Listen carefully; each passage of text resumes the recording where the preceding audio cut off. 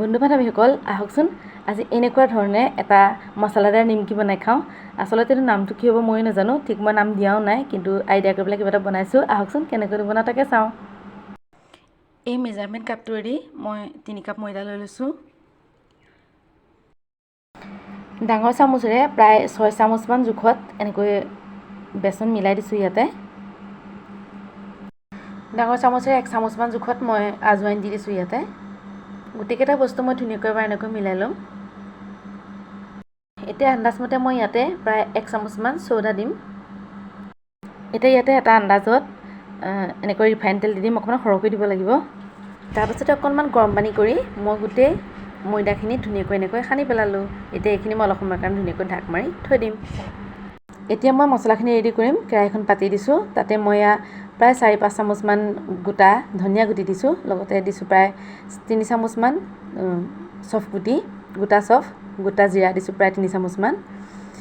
তাৰপাছত ইয়াতে মই এতিয়া দি দিম শুকান নাৰিকল যদি কিনিবলৈ পাওঁ সেইটো দিছোঁ, শুকান নাৰিকলখিনি দিলোঁ।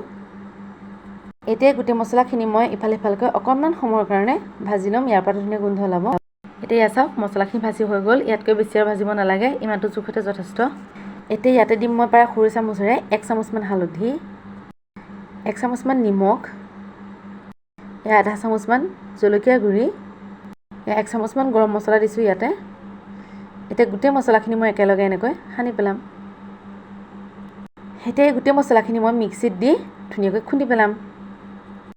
এতিয়া মোৰ সানি থোৱা আটাখিনি প্ৰায় 15-20 মিনিট হৈ গ'ল। ইয়াতে মই এতিয়া অকণমান ৰিফাইন দি এনেকৈ আকৌ সানি ল'ম। তাৰপাছত ৰুটি বনোৱাৰ দৰে আমি এনেকৈ গোল বনাই ল'লোঁ। অলপ ডাঙৰ ডাঙৰকৈ খালি বনাব লাগিব। তাৰপাছত এয়া চাওক ৰুটিৰ দৰে মই এনেকৈ ডাঙৰকৈ বেলি ল'লোঁ। এতিয়া ইয়াতে মই যিখিনি মছলা মই মিক্সিত দি বাতি লৈছিলোঁ সেইখিনি মই ইয়াত এনেকৈ দি দিম। তাৰ জোখত দিব লাগিব যাতে গোটেই ডাঙৰকৈ বনোৱা ৰুটিটোত মিলি যায়। তাৰপাছত এনেকৈ ধুনীয়াকৈ হাতেৰে মই এনেকৈ মেলি দিম। তাৰপাছত ৰুটিটো মই এনেকৈ মেৰিয়াই পেলাম। তাৰপাছত এখন চুৰি কটাৰীয়ে এইটো পিচ পিচকৈ কাটি দিম। এয়া চাওক গোটেইখিনি মই মছলাখিনি সানি ৰোলৰ দৰে বনাই পেলালোঁ আৰু চুৰি কটাৰীখনে পিচ পিচকৈ কাটি দিলোঁ। পিচ পিচকৈ কটাৰ পাছত এয়া চাওক দেখিবলৈ এনেকুৱা ধৰণৰ হৈছে, ভিতৰত মছলাটো সোমাই আছে, এনেকুৱা ধৰণৰ হৈছে। দেখিবলৈ খুব ধুনীয়া হৈছে নহয়নে বাৰু? খাবলৈ আচলতে খুব ভাল লাগে আকৌ এইটো বস্তু। এতিয়া যিহেতুকে কাটি লোৱা গোটেই পিচখিনি ফ্ৰাই কৰিব লাগিব, গতিকে মই গেছত এখন কেৰাহী পাতি দিছোঁ আৰু কেৰাহীখন গৰম হ'বলৈ দিছোঁ। ইয়াত যিখিনি তেল গৰম কৰিম সেই তেলখিনি খুব বেছি গৰম হ'ব লাগে আৰু প্ৰথমতে কম জুইত ভাজিব লাগে।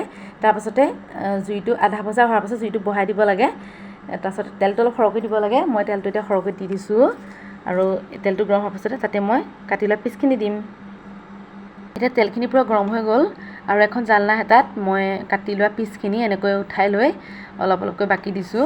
হাতেৰে এনেকৈ দিব নোৱাৰি, দেৰিও লাগিব, গতিকে মই জালনা হাত এখনত দিছোঁ আৰু যেতিয়া মানে ভাজ খাই যাব তেতিয়া এনেকৈ নিজে নিজে এৰাই যাব। এইটোৰ লগত সেইটো লাগি নাথাকে আৰু এনেকৈ কৰি আমি অলপ সময়ৰ কাৰণে ভাজি ল'ম। অলপ ৰঙা হোৱাকৈ ভাজিম।